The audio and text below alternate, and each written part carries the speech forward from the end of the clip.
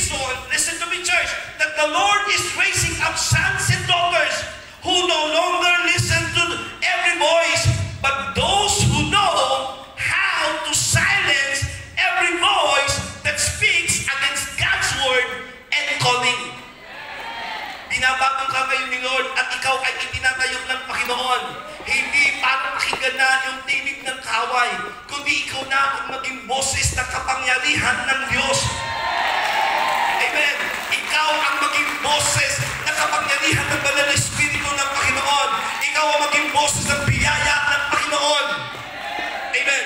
Number one na kailangan natin patahimikin sa ating mga buhay. Sabi mo sa katabi mo, siguhin mo ng malakas, kapatid. Kailangan marinig mo yung message ni Lord ngayon. Kasi may mga boses na mas maingay pa kaysa sa boses ni Lord sa atin. Number one, the voice that must be silenced, the voice of self-doubt. Yung tinig na laging nagsasabing, you're not good enough. Ito yung mga tinig na nagsasabing, you're not smart enough. You're not strong enough. At hanggang dyan ka na lamang. Yung boses na kung saan narinig mo sa iyong sarili, pero puro negative. Ikaw sa bako ngayon. Amen. Punong-puno ka ng self-doubt. Bakit? Nakatingin ka lagi sa iyong nakaraan. Hindi naman ako nag-aral. Bagsak ako nung ako ay high school. Meron pa akong back subject sa gardening.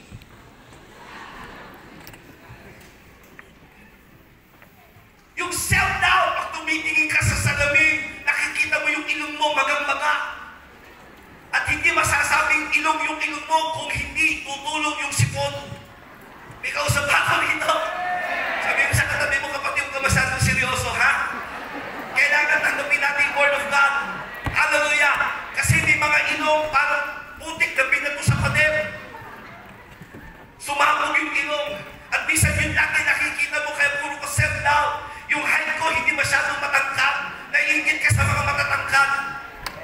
Puro ka self-doubt. Puro ka duda sa iyong sarili. Narinig mo yung, hanggang dito lang siguro ako, pinanganak akong mahirap, mamamatay akong mahirap. Alam niyo ba, maging mga dakilang lingkod ng Diyos sa Bible, dumating din sa kanila yung self-doubt. Pero kailangan ito'y patahimikin natin sa ating mga buhay. Amen.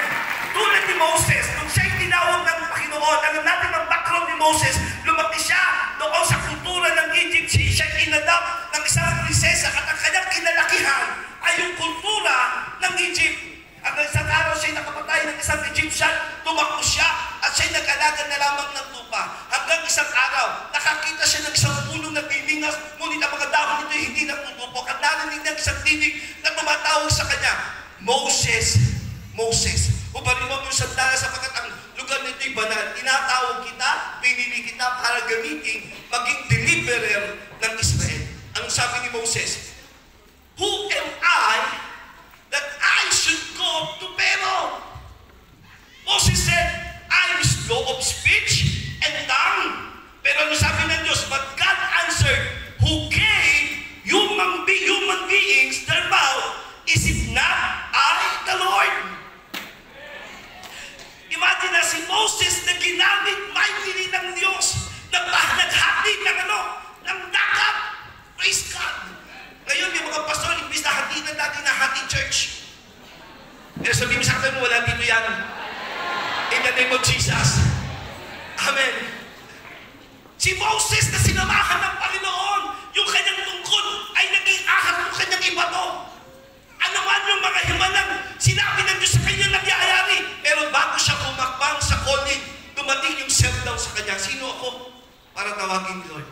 May mga kausap ako ngayon dito. Punong-puno ka ng self-doubt sa iyong sarili. Kakayanan ko ba ito? Talaga bang tinawag ako ng Panginoon? Talaga bang sasamahan ako ni Lord? Eh hindi naman ako magaling, hindi ako mahusay, hindi ako kapogian, hindi ako kagandahan. Tingnan mo yung katabi mo. Akit ka naman ng konti, akit ka ng konti. Pero totoo lang, marami sa atin kinakain ng self-doubt sa kanilang mga buhay.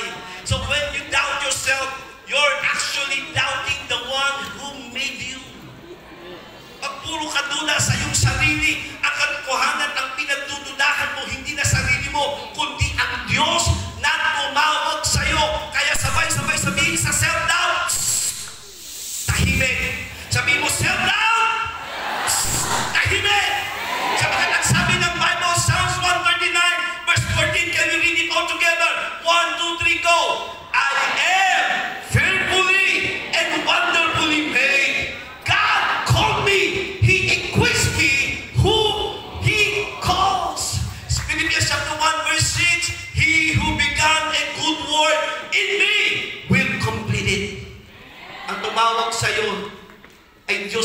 dakila at hindi siya mapapaya sa'yo. Ako naniniwala, tinako ka ng Lord sa lugar na ito para yung punong-puno ng doubt sa iyong isipan at puso ay iyon ang patahimikin. Ito yung season. Sige tayo lahat ay tumayo at yung mga self-doubt sa ating mga sarili. Sabay-sabay natin sabihin, self-doubt, self-doubt, tahimik, pinili ako ng Diyos. Ako ay kanyang in-equip. May dakilang plano sa akin ang Panginoon. Hallelujah! Sige po, purihin natin si Lord. Madali ang salita ng Diyos sa iyong buhay. Puno-puno ka ng self-doubt. Pag-isip mo pa lang ng umaga, minsan, puro na lungkot ang nangyayari sa iyo. Pag tumitingin ka sa bulsa mo, walang laman, nakatakot ka na sa mga bayarin. May kasabihan nga, may mga taong hindi takot sa end time. Kagabi lang, nakapanood ako dideclare na si Trump may meeting na siya, baka magkaroon daw ng World War III. Hallelujah. Yung iba, napapatik na. Panic buying na sila ng panic buying. Ikaw na, puro panic na, walang buying. Punong-puno ng self-doubt, pero sa pangalan ng Panginoong Hesus, ulitin natin, self-doubt! Quiet! Tahimik! Hallelujah! Sige, palapakan natin ang Panginoon. Makakapulong tayo lahat. The next voice that must be silent is the voice of the accuser. The condemnation. Yan ay dinig ni Satanas. Ito yung mga sandalang nagsasabing, you're a hypocrite. Pasimba-simba ka pa. Alam ko naman yung ginawa mo kanina. You've sinned too much. Malaki ang kasalanan mong nagawa. You've disqualified yourself. Ikaw mismo ang nag-disqualified sa iyong sarili. This voice uses your past to block your future. Hello?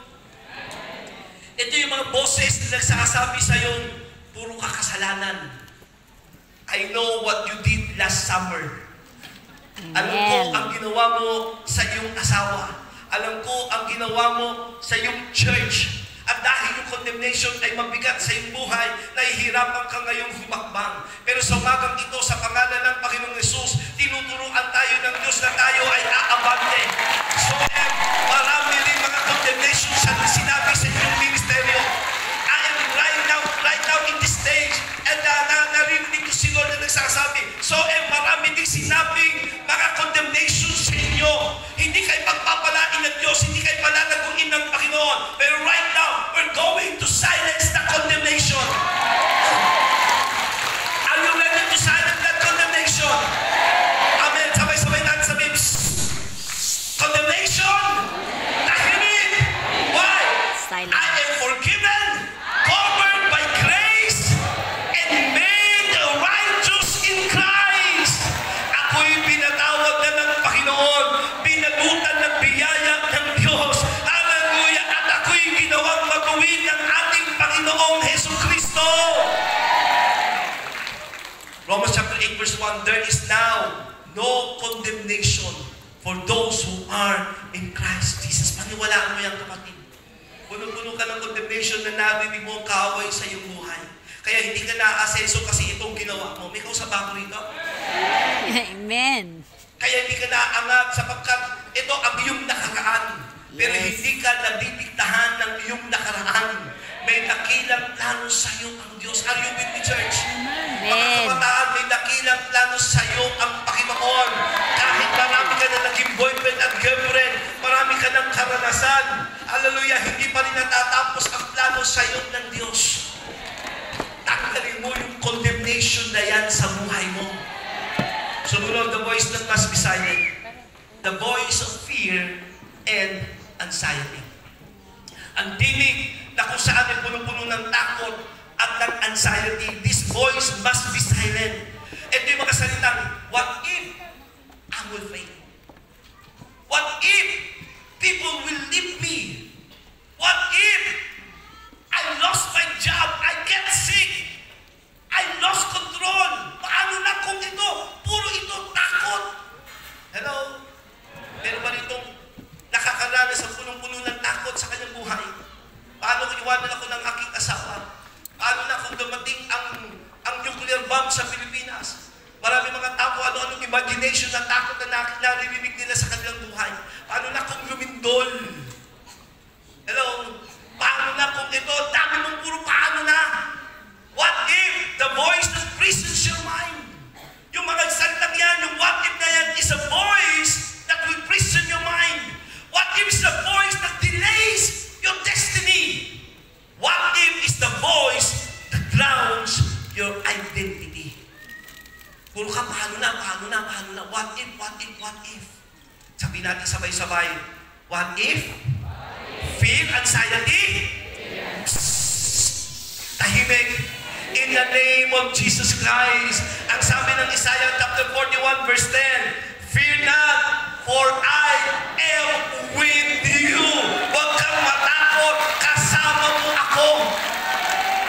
Philippians chapter 4 verse 6 to 7, do not be anxious about anything. Pagtakot ka, pagtakot ang isang tao, lagi kang patras. Hello? Hindi ka makaabante. Kasi puno ka ng takot. Kaya buhay mo, imbis na umaangat, umababa. Imbis na ikaw pinagpapala ng Diyos, lalo kang naghihirap. Bakit dapat nasimulan mo na yung negosyong yan? Kaya lang puno-puno ka ng takot. Bakit ang narinig mo, paano babagsak? Meron ang kinakusap si Lord dito, matagal na yung negosyo sa puso mo, kaya lang ayaw mo simulan. Bakit puno-puno ka ng takot? Pero sa oras na ito, patatahimikin natin yung takot na yan. Hello, church! Handa ba kayong patahimikin yung takot na yan? Hallelujah! Meron dito, dapat tapos ka na sa iyong kolehiyo. Dapat graduate ka na, kaya lang puno-puno ka ng takot. Paano na ako?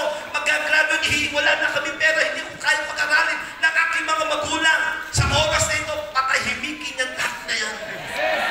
Tingnan mo yung katabi mo. Hallelujah, baka puno-puno ng takot yan. Hallelujah, sabihin mo sa kanya, takot? Tahimik. Ulitin mo, takot? Tahimik. Kasama ko ang Diyos. Hallelujah. Fear sometimes louder than faith. But faith speaks louder. O minsan parang ang lakas ng tinig ng takot. Kaya katotohanan, mas malakas pa rin ang tinig ng pananampalataya. Paano? When you feel the word of God. Kaya kailangan natin mo makiinam ang pananampalataya ng pagkain ng salita ng Diyos.